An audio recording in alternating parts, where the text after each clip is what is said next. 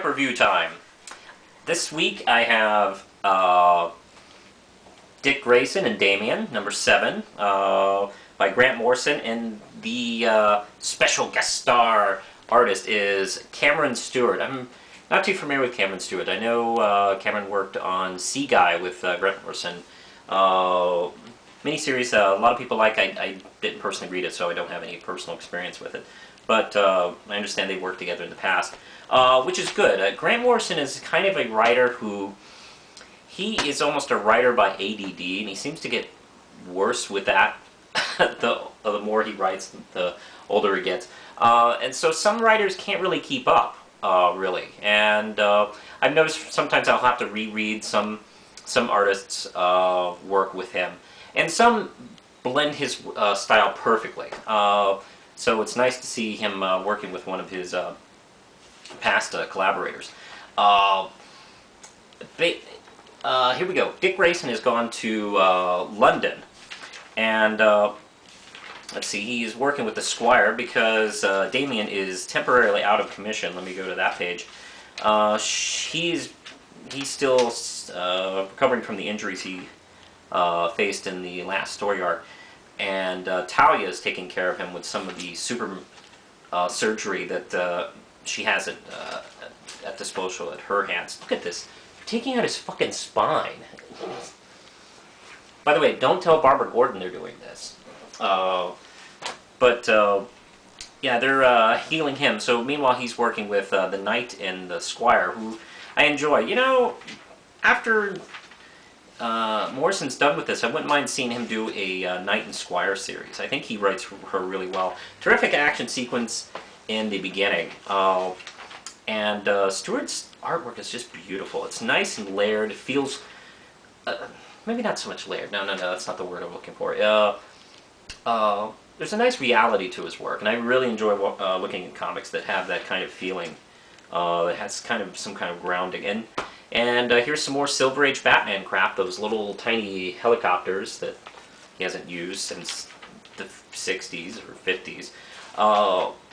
Anyway, I shouldn't really give, well, if you've read this, you'll probably know what's going on. It looks like he's trying to resurrect the body of Bruce Wayne. Now, is that really Bruce Wayne's body? Maybe it isn't. I don't know. We'll see. But this is excellent. Step up from the last story arc big time. This is 5 round chips. And meanwhile, still in the Batman universe, we got issue 8 of Gotham City Sirens. Look at that cover. I mean, that's just stunning work. Gullum March actually is doing the whole thing. Paul Dini is taking a break. He's a busy guy, so I can see him taking occasional breaks from the comics. He co-wrote this one with Mark and Draco. And let's see. You know, Gullum's not a bad writer, to tell you the truth. Or either that, or these characters together are pretty much, you know, half your work right there. I think it's probably hard to write a bad story with Catwoman, Poison Ivy, and Harley Quinn.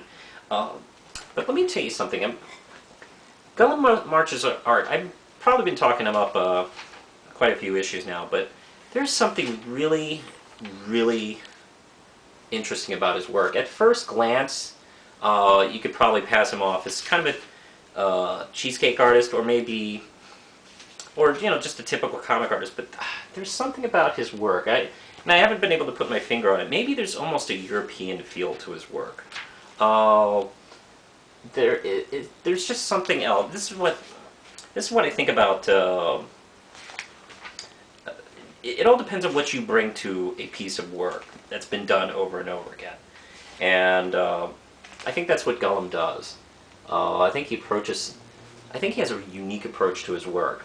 The story, actually pretty good, too. Someone is killing people in Robinson Park by using Poison Ivy's methods. The only problem is, Poison Ivy isn't killing these people. So it's a little bit of a mystery. And also, of course, she would have killed these people anyway. So that adds another kind of weird-ass tangent to the story. Loved it. This is great. Even without Paul Dini, this series is terrific. 5 round chips. And Wonder Woman number 40. Gail Simone and Aaron Lepresky. These little bastards call themselves the Crow. I think they call themselves the Crows. The story starts out with Diana making this serpent god puke up a subway. And a terrific little sequence. And she's kind of being followed around by these little bastards dressed up like the guitarist from AC/DC. And they're almost like maybe the Furies combined with, you know, Fox News, where they convince people to do things they otherwise wouldn't.